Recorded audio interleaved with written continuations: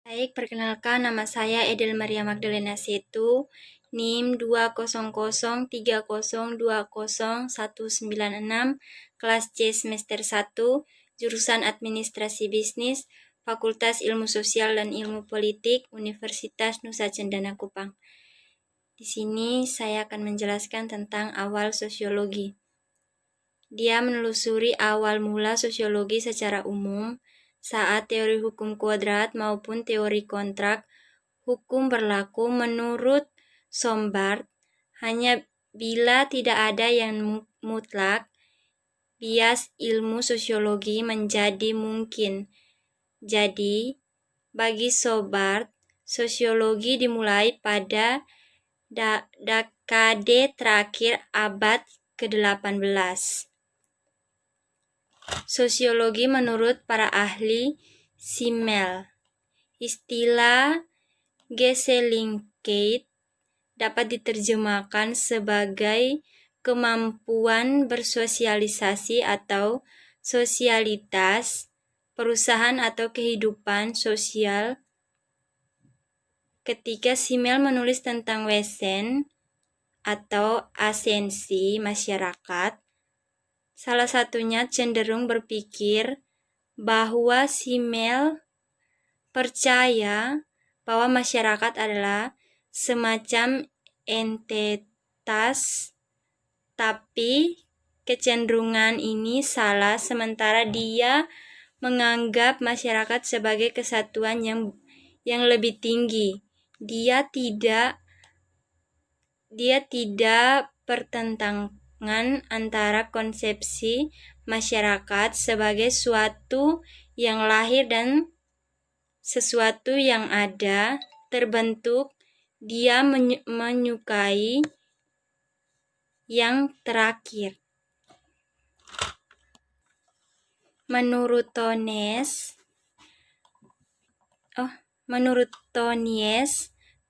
mengartikan ini bahwa yang pertama bersifat teologis, yaitu hampir setiap masalah diputuskan dasar teologis, dan yang kedua adalah metafisik, yaitu masalah dipertimbangkan dalam terang penelarangan filosofis. Hanya dengan munculnya 3 periode positif yang penting dipertimbangkan berdasarkan kemampuan sendiri tanpa ornamen dunia lain.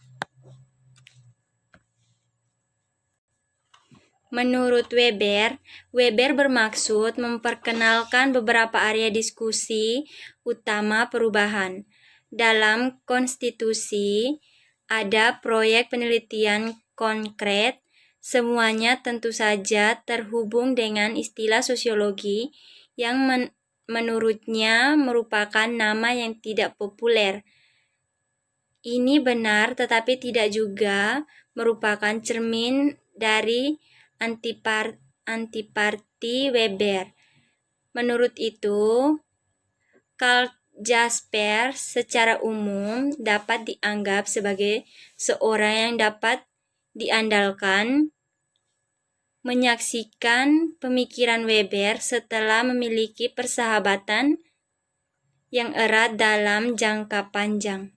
Menurut Roelets, bahwa implikasi etika dan sosial dari gagasan hukum kodrat, terlepas dari sejarah panjang tentang pengertian hukum kodrat, agar sulit untuk melakukan penetapan ini. Sebagian berasal dari latar belakang agama dan bagian lain dari non-agama sumber, terlepas dari apakah mereka setuju dengan pengertian alam hukum. Hampir semua ulama setuju bahwa pada hakikatnya kehidupan manusia itu bertujuan. Non-umat Kristen bahwa hal itu yang berarti bahwa manusia memiliki beberapa yang terakhir tujuan, dan orang Kristen mengerti bahwa tujuan mereka adalah untuk memenuhi tujuan Tuhan telah ditetapkan untuk mereka. Makalah dari DGS pertama konferensi pada konsep ras dan masyarakat, di mana dia menekan dua hal yang berlawanan pemikiran.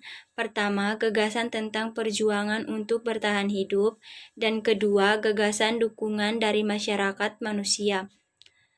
Beberapa orang keberatan ke gagasan seleksi dan menunjuk ke orang-orang terkenal yang berkontribusi sangat besar untuk budaya dan masyarakat meskipun cacat, merupakan hasil dari sesuatu terjadi secara alami dan fantastik atau kepanikan sugestis yang tampaknya demikian diproduksi oleh perasaan irasional massa. Sosiologi masyarakat.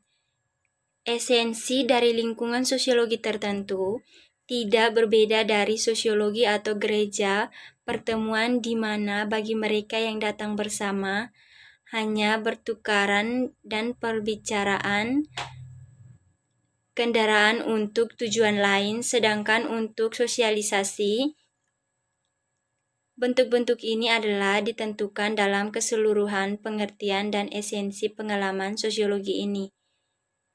Pengecualian jangkauan pribadi ke dalam perilaku luar, seseorang wanita tidak akan suka untuk tampil sebagai provokatif dalam lingkungan sosial yang akrab dan bersahabat dengan satu atau beberapa orang laki-laki seperti yang dilakukan dalam pertemuan yang lebih besar di mana terlibat sebagai individu sejauh dia berada di dalamnya.